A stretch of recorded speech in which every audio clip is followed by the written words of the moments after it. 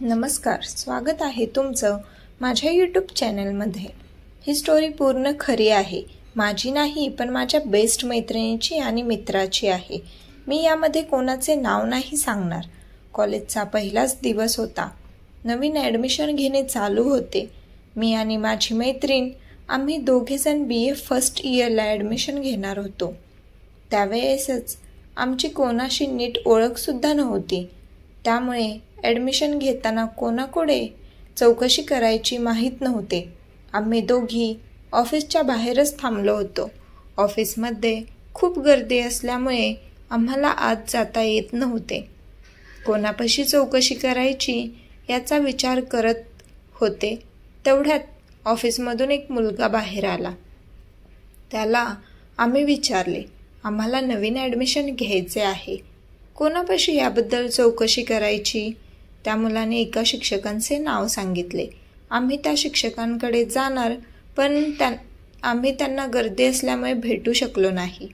आम्ही बाहेरच थांबलो, तेवढ्यात तो मुलगा तिथे आला। त्याने आम्हाला विचारले की काय मिळाले का ॲडमिशन म्हणून। त्याला नाही म्हणून सांगितले आणि त्या मुलाला म्हणालो की तुम्ही आमची मदत करणार का? आम्हाला ॲडमिशन फॉर्म आणून द्या। तो मुलगा फॉर्म घेऊन आला व त्याने थांबून आमचे ॲडमिशन पण करून दिले। त्यामुळे त्याची ना आमची ओळख झाली। तो निघून गेला आणि आम्ही पण घरी आलो। ॲडमिशन झाल्यानंतर आम्ही कॉलेजला येण्यास चालू केले। तेव्हा क्लास सुरू असताना तोच मुलगा आला आणि त्यावेळेस आम्हा दोघींना समजले की तो आमचा क्लासमेट आहे।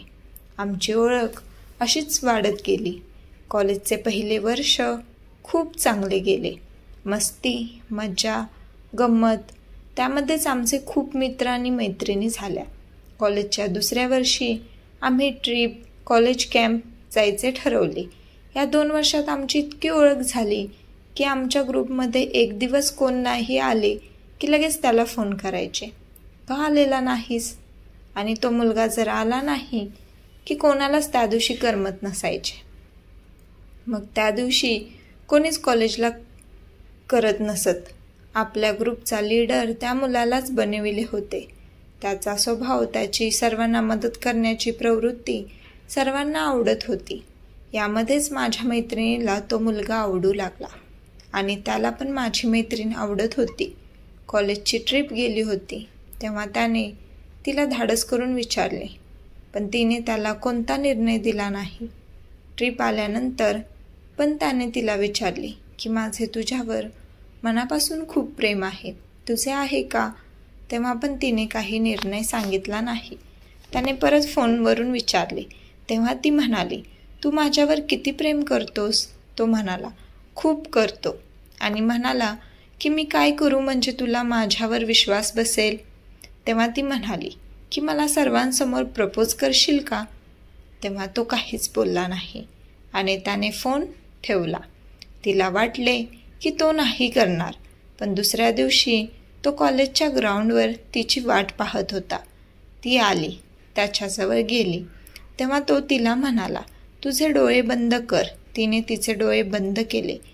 तेव्हा त्याने ग्राउंडवर तिच्यापुढे सर्वांसमोर तिला मोठ्याने ओरडून प्रपोज केले।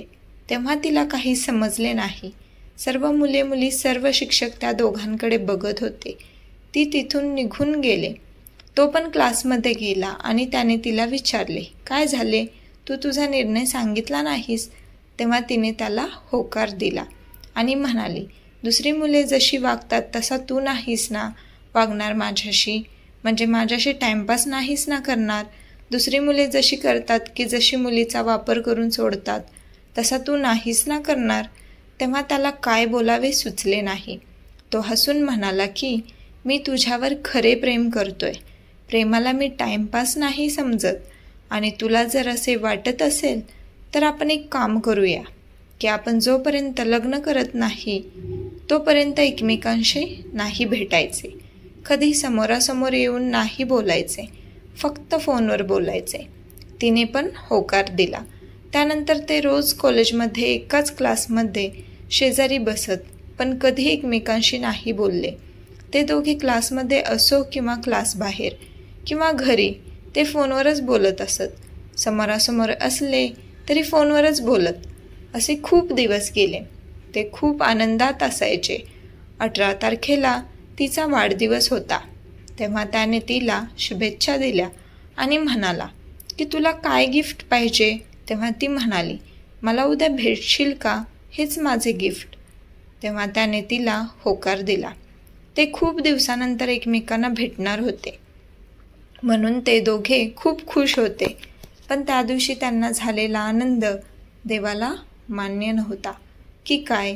ती तिच्या गाडीवरून बाहेर कुठेतरी जात होती. उद्या आपण त्याला भेटणार याचा तिला खूप आनंद झाला होता.